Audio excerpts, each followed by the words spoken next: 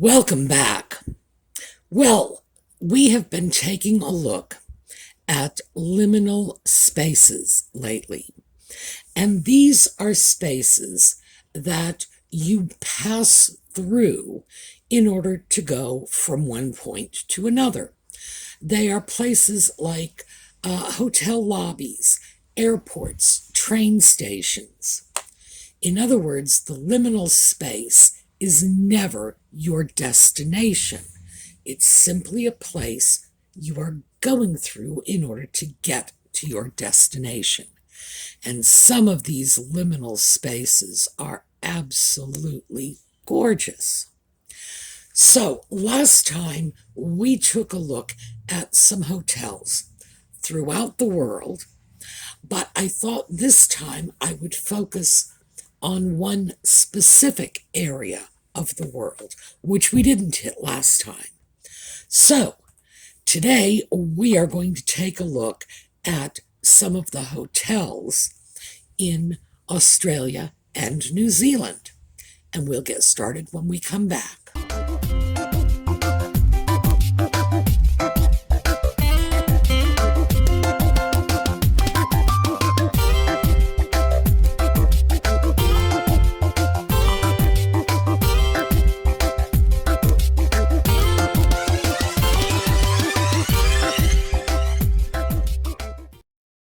So our first stop is the Cordis Hotel in Auckland, New Zealand.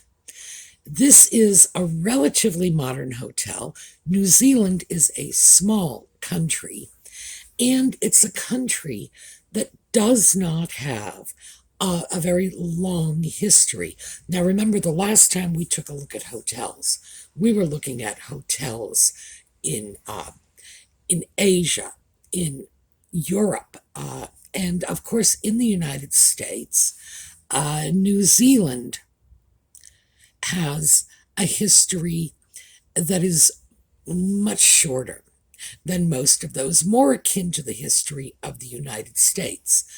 So we are not going to see the kinds of really, really old places we would see in Europe or Asia, but we're still going to see some things of pretty great beauty. So, first on our list, Cordis, Auckland. And here is the exterior. As you can see, it's quite a modern building. And when we look into the lobby, again, it's modern. But it's interesting, because even though I don't think anybody could look at this and say, this is not a modern building, it still has that wonderful circular seat that you see in the very old European hotels. It has the magnificent chandelier, and it has this great dome in which the chandelier is located. Now let me show you another picture of the chandelier, and you can see a little more of this gilded dome. It's really interesting because what it seems to me they have done is they have taken some very traditional hotel features and just showcased them in a very modern setting. But let's take a look at a few more of this hotel's really interesting spaces. This, it appears to be a dining room. It is not. This is one of their, what they call venue spaces. You can get married in this room. You could have your class prom in this room. You could have a business meeting, a banquet, your parents' anniversary dinner, something like that. So this is a wonderful room. And of course, this coffered ceiling is a really big part of that. And if you've been paying attention to the hotels we've been looking at, really elegant ceilings seems to be a very consistent theme. This is the dining room. You know, the last room we saw was not actually a dining room. This is a dining room. And of course, we have another of those big, magnificent chandeliers. The ceiling has some sort of recess. It looks to me like it is a rectangular dome rather than a rounded dome, but still. And here we have a less formal eating place. So, one of the things that's really nice about this hotel is it's very modern and it just runs the gamut from the large formal spaces in their venue section right down to this wonderfully informal little eating area. So, from New Zealand, we are going to go to Sydney. And the first hotel I want to take a look at in Sydney is this. This is the Carrington Katoomba Hotel in Sydney. No idea what that means, but that's what it is. And here is this wonderful facade, beautifully lit up. This is an older hotel. Let's take a quick look at a picture. I don't know when this picture was taken. If I had to judge by the vehicles, I would say the 1920s or 30s. And you can see it's the same facade. Here is one angle of the lobby space. And once again, we have a really magnificent ceiling.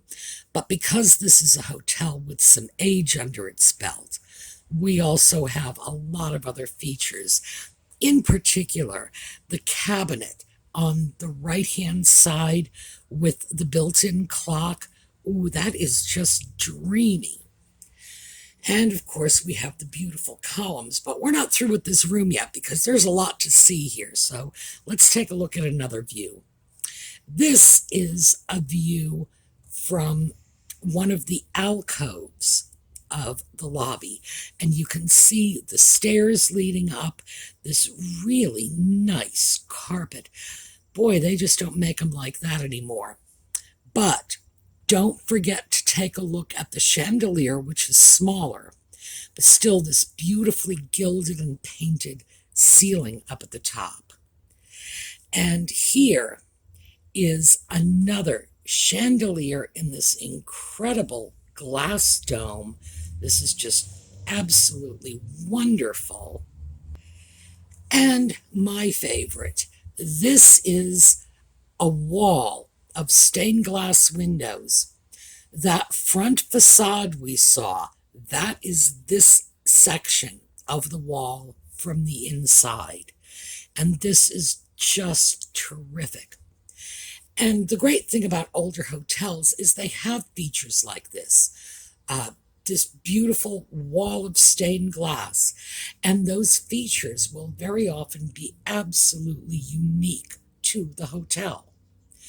Here, again, another picture of the lobby. We have a better view of that cabinet that really caught my fancy.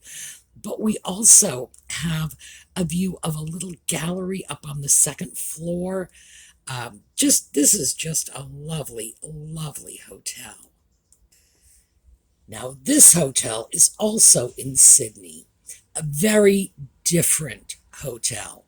This is the Star Grand Hotel and Residences, which means, yes, maybe it's a liminal space if you just want to walk through the lobby, but you can also move in there. And we have a really nice waterfront location. And here is the lobby. Just one aspect of the lobby here. Let's take a look, because the lobby has this light sculpture. So, as you can see, it changes color, it changes the configuration of the lights, create different patterns. This is just incredible. And of course, it spreads out through the entire lobby area. This is the lobby when we are not emphasizing the light show. What we have here is the area where you would check in. So it's the check-in counters.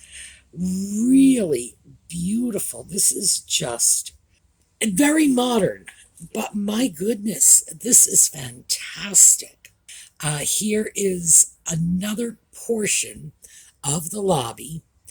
This is over by the bar, and you can see that this area is playing with light too.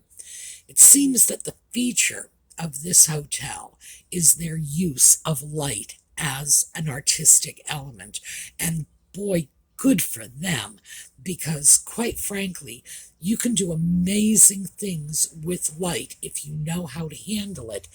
And not very many people are really just driving it to its full potential.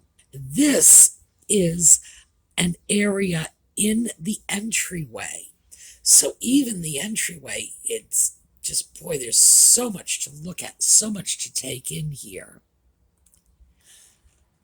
Moving over to Queensland, we have the Palazzo Versace. Now, there are Palazzo Versace hotels all over the place. This is a chain of very high-end luxury hotels. And I'm sure looking at the facade of this hotel, you won't have any difficulty at all figuring that out. This is just magnificent. And it definitely has that European villa look to it. Here is the lobby, and this is just beautiful. The floor is fantastic. This certainly appears to be inlaid marble. The columns and the gilding on the top of the columns, and this wonderful ceiling and the chandeliers, and it has everything you would look for in a truly elegant hotel lobby. Now, this is not an old building. The hotel. This is relatively new. So what they have done is they have created a new building with more of an old world sort of feel to it. I think they've been highly successful. I really do. I threw this picture in of a woman walking her dog through the hotel lobby just because I saw it and it made me giggle. And I see people do that. They put their dogs in baby strollers. And I think to myself, for heaven's sake, it's a dog. It's meant to walk. It wants the exercise. But hey, what can I say? This is another one of their public spaces. It appears to be a lounge of sorts, not exactly a dining room, even though it's pretty clear you can have drinks in here. These tables are not big enough to serve a full meal, and frankly, some of them are certainly not tall enough. So I'm figuring this is just the bar. Again, beautifully appointed. It's just, there's a wonderful, sleek elegance to this, but they still have managed to convey a little bit of that old world feel. I think it's remarkably well done. And here is the outdoor space. And if you look at this, of course, you can see that they have an outdoor space and they have the pools, and the pools lead right off into the ocean. So, very, very nice looking place. Now, this is the Hotel Langham in Melbourne. So, we've moved off a little. And by the way, I did that on purpose. I want you to see as much of what is available in Australia, and of course with a touch of New Zealand, as I can manage to cram into a half-hour video. I'm sure you'll have no trouble seeing that this is a relatively modern building. So we shouldn't be expecting too much by way of antiquity in this. Let me show you another view of the facade. This, when you approach the hotel, I'm sure it must be a very magnificent um, impression. Here is one of their dining rooms. The reason I decided to start with a dining room is because of this wonderful ceiling. Now remember, most of our hotels have had really impressive ceilings, and quite frankly, a lot of those ceilings have been located in dining rooms. I guess they figure, well, you're going to be there for a couple of hours, maybe you'll look up. Gorgeous. But this clearly is more traditional, less modern, and not really antique looking. This, however, is a more modern dining space in the hotel. I believe, but I'm not sure, I believe this is one of their special purpose venue rooms. We saw that in another hotel. And this one seems to be set up for some sort of banquet. Wedding reception, perhaps, I don't know. Again, more modern, very monochromatic, black and white color scheme. Really, I'm starting to think this hotel has something for everyone. And of course, here is the lobby. And we have, again, this magnificent ceiling. We have a beautiful staircase. There is so much about this hotel that just sort of screams old world. But by the same token, it is a modern hotel. So I find this one very interesting. And we are going to finish up with my favorite of these. And this is the Hotel Windsor in Melbourne. So let's start with the facade. Oh yeah, I think Windsor was a pretty good name for it because this hotel definitely looks like it's the first cousin of a castle. The entryway is just beautiful. And they don't do that sort of thing anymore, creating larger than life sculpture to go over the portico. Really sweet. Now this is the dining room. And this is the reason it's my favorite of these hotels. This fabulous dining room. The ceiling is just magnificent. And here, let's take a look. This is a picture. As you can see from the caption on the picture, it says that it was in the 1910s. The dining room has remained almost identical since the 1910s. The difference being, of course, the lighting would have been changed naturally because they would not have had electricity. And I guess if you're going to change the lighting, you might as well upgrade to some interesting chandeliers. But this is beautiful Art Nouveau architecture. And the Australians had their own interpretation of this. For the Australians, this is the Federation style. And I adore Federation architecture. So, obviously, this is going to be my favorite. Let's take a look at this beautiful archway. This is in the lobby.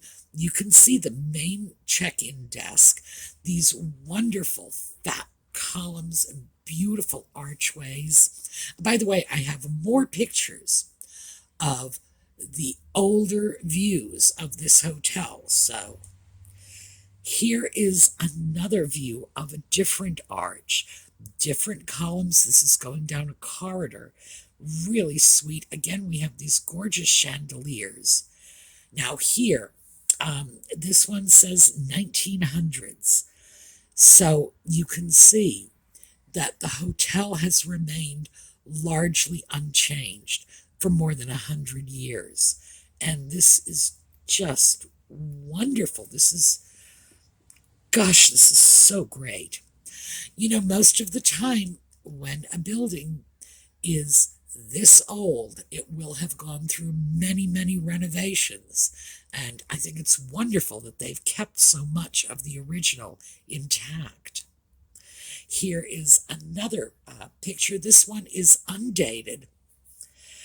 I'm going to guess, based on the abundance of plants, that it's probably somewhere between 1910 and 1920.